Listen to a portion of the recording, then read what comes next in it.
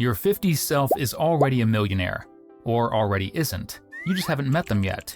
Which one shows up gets decided in your 40s, the decade that never feels like it counts.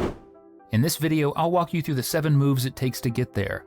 Odds are you're already doing 2 of them, the obvious ones, which is exactly why it feels like you've got this handled. The 5 you're not doing are the ones that decide it. And by the end, I'll show you the move the IRS only unlocks at 50, the one that lets you shield an extra $9,100 a year from taxes, right when you're closest to the finish line. Almost 4 in 10 Americans in their 40s have 0 retirement savings. Not low, 0. And the amount the average American says they'll need to retire comfortably? $1.46 million. That's the gap, and the next 10 years are when you close it, or you don't. Here's what makes your 40s different. It's the only decade where 2 things are true at once. You've still got enough years left for compounding to do real work, and you're earning more than you ever have, so you finally got money to put in. That overlap, that's your window. 10 years roughly, the most important 10 years you'll ever have for your money. Compounding is just the snowball effect. Your money makes money, and that money makes money. Over time, it builds on itself. In your 20s, you have all the time in the world for it to work, but barely any money to put in. In your 50s, you have the money, but time's running out. The 40s is the only decade you have both. And here's what most people don't realize until they're 55. If you miss this decade, the options on the other side get brutally hard. Work longer, save harder, take more risk than you should at 60, or just accept less. None of them are good, and every year you wait, they get worse. The next 10 years aren't about doing 7 things at once, they're about doing them in the right order. Each step unlocks the next. Here's where it starts. Before you put $1 anywhere, I've got to be straight with you. Most retirement advice assumes you're starting from 0. Most 40-year-olds aren't starting from 0. They're starting from negative. And by negative, I mean 2 things: credit card debt and no cushion in the bank for when life happens. If either of those is true for you, the 10-year window hasn't started yet. The clock doesn't begin until you're out of this zone. So let's deal with both. Cushion first. You want at least $2,000 sitting in savings that you never touch. Why that number? Vanguard's research points to it as the line where an emergency fund starts actually protecting you. Below it, you're exposed. At $2,000, you've got a floor. This is the money that catches you when the car breaks down, the kid gets sick, or the boiler dies in February. Without it, every emergency lands on a credit card, and the second it does, you're feeding the exact thing we're about to kill. Now, the second piece. If you have credit card debt at 40, it has to go. Not eventually, now. Here's why it hits harder at 40 than it did at 25. The next 10 years are supposed to be compounding working for you, but compounding doesn't care which way it runs. A credit card runs it in reverse, compounds against you at 22, 24, sometimes 28% a year, and the Federal Reserve's latest data puts the average above 21%. You can't outinvest a 25% interest rate. Nobody can. So here's the rule for step 1. No restaurants, no vacations, no upgrades, nothing extra until both pieces are done. The $2,000 cushion is in place, and the high-interest debt is gone. This isn't permanent. It's the unlock step for upcoming steps. Getting out of the danger zone doesn't make you wealthy. It just means you're finally eligible to start. And starting at 40 requires something most people never think about: the way you think about money itself. You've heard the mindset stuff. Believe in yourself, think positive, money is energy. That kind of thing works fine at 25. At 40, none of it really helps. Because the job of mindset changed while you weren't looking. At 25, it was about belief. You hadn't started, so the work was convincing yourself it was even possible. At 40, you've already lived a version of this. Made money, made mistakes. The work now is recalibration. Here's the trap, and it catches almost everyone. You look at someone who started younger and you feel behind, so you give up, or you panic. Both burn the 10 years you've got left. But the 40s isn't the decade you fix being late. It's the decade that matters most. The 25-year-old who started doesn't really pull away from you until much later. Your decade, right now, is the one where the most money gets made, by the most people, in the shortest amount of time. You're not behind.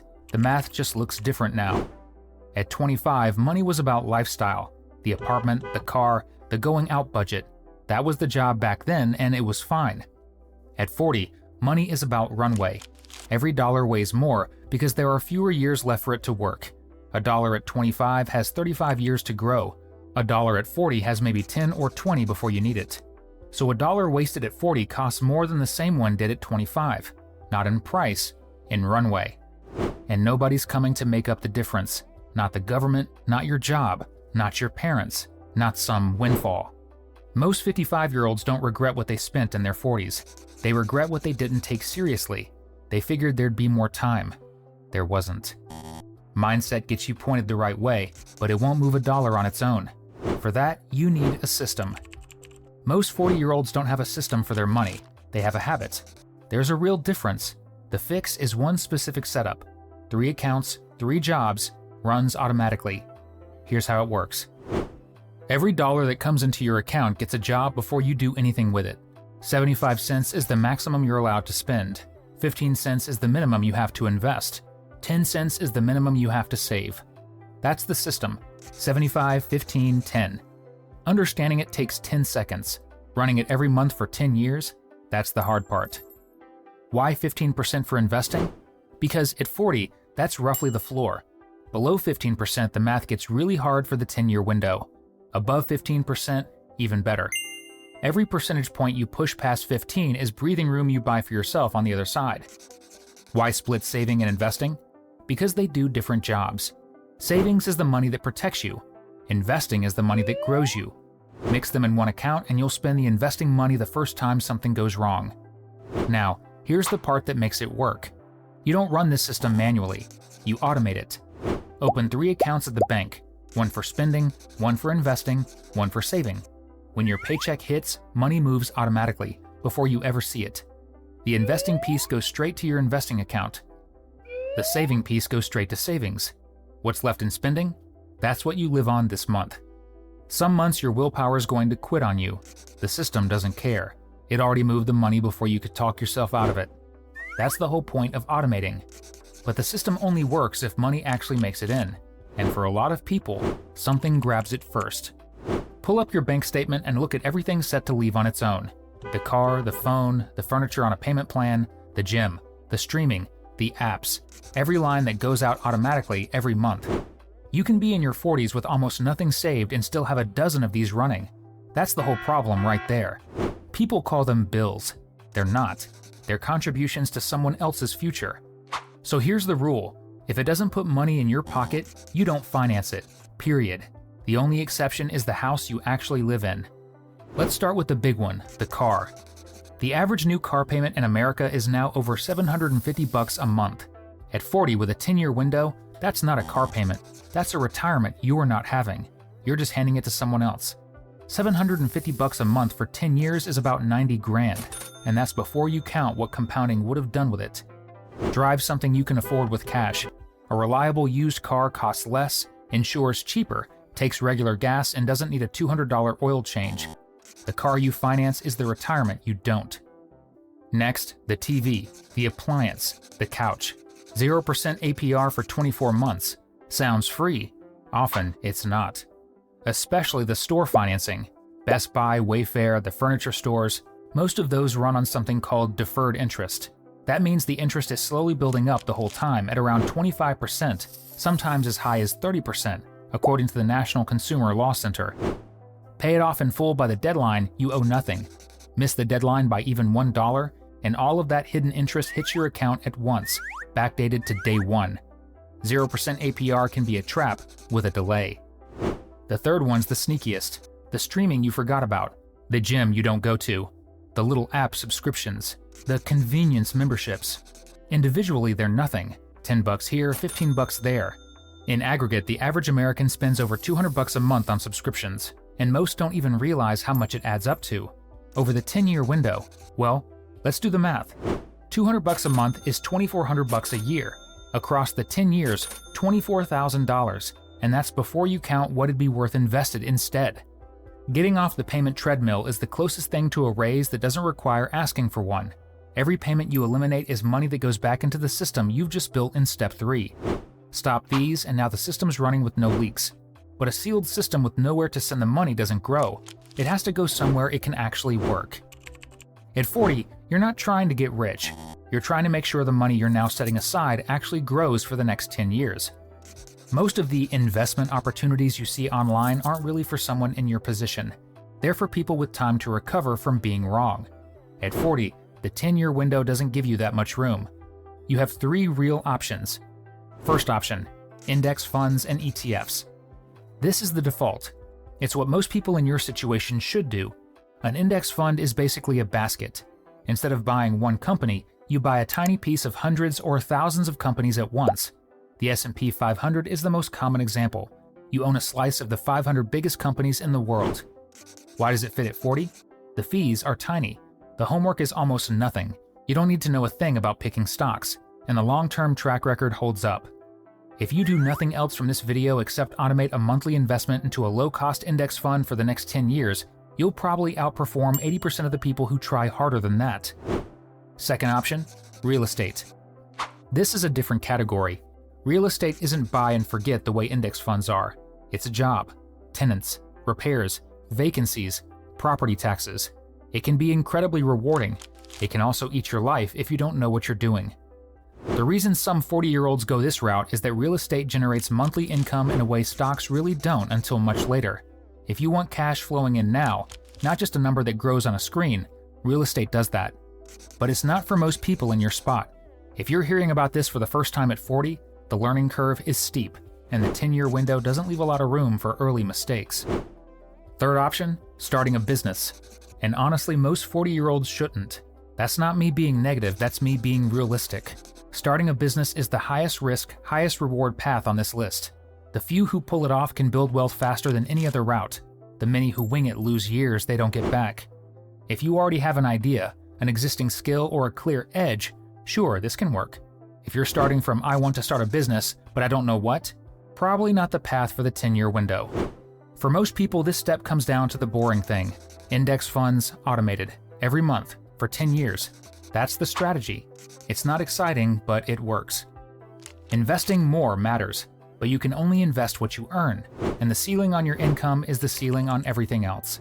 The earn more advice online is mostly aimed at someone half your age. Quit the job, build a passive income empire, drop everything and chase the passion.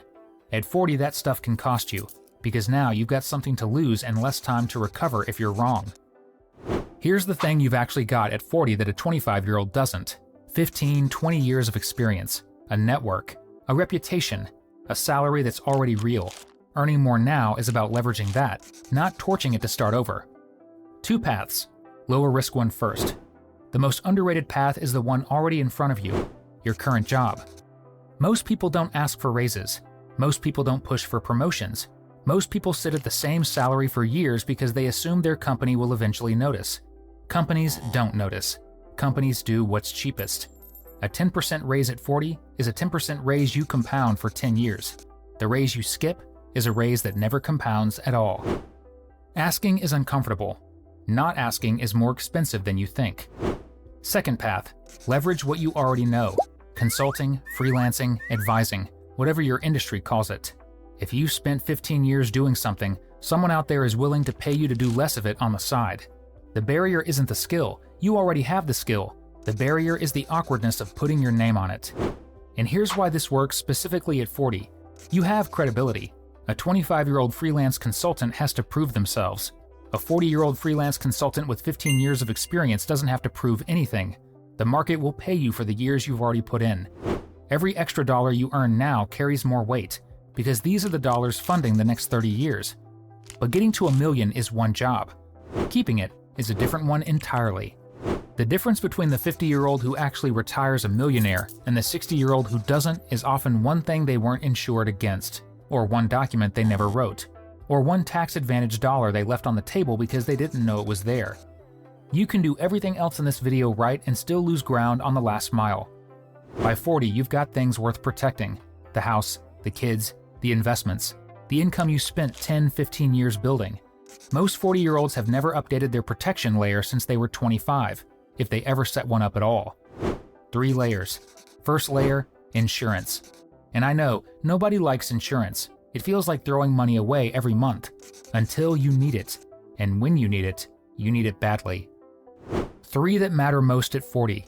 Health insurance, because a single hospital visit without coverage can wipe out a decade of savings. Term life insurance. if anyone depends on your income. And an umbrella policy. This one's underrated, which covers you against lawsuits and liability beyond what your regular insurance covers. You don't need to overpay, but you do need to have them, and you need to have read the policies. Most people haven't. Second layer, the basic legal setup. The stuff that decides where your money goes if something happens to you. A simple will, updated beneficiaries on your account. If you have meaningful assets, maybe a basic trust, skip it, and if something happens tomorrow, the government decides where your money goes. Not your spouse, not your kids, the state.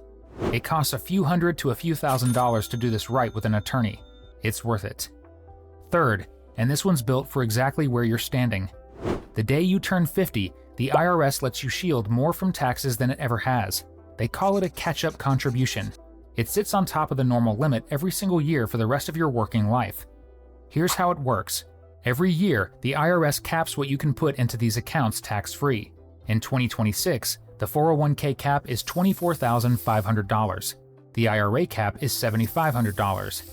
At 50, you get to go past both. You can put an extra $8,000 into the 401k and another $1,100 into the IRA. Add those two together, that's $9,100 a year of tax-sheltered room you never had before. So why is this in Step 7 and not Step 5? Because it's not an investment move, it's a protection move. It guards the back end of your retirement, widening the runway right when you need it most. Here's the action item for your 40s. Start budgeting for it now. The catch-up unlock only matters if you can actually use it when it arrives. Most people can't. Because the moment they get to 50, the lifestyle has expanded to absorb every extra dollar. So here's the move. Plan now, at 40, 42, 43, to have room for that extra $9,100 a year starting at 50. That's a decade of catch-up contributions before you hit 60. Insurance covers the disasters. The legal stuff covers your family. The catch-up covers the back end of the runway. Without any of these, one bad break or one mislever can erase years of effort. Now, if you want to see exactly which Fidelity funds get you to $5,000 a month in passive income, I broke that down step by step. That video's on screen right now.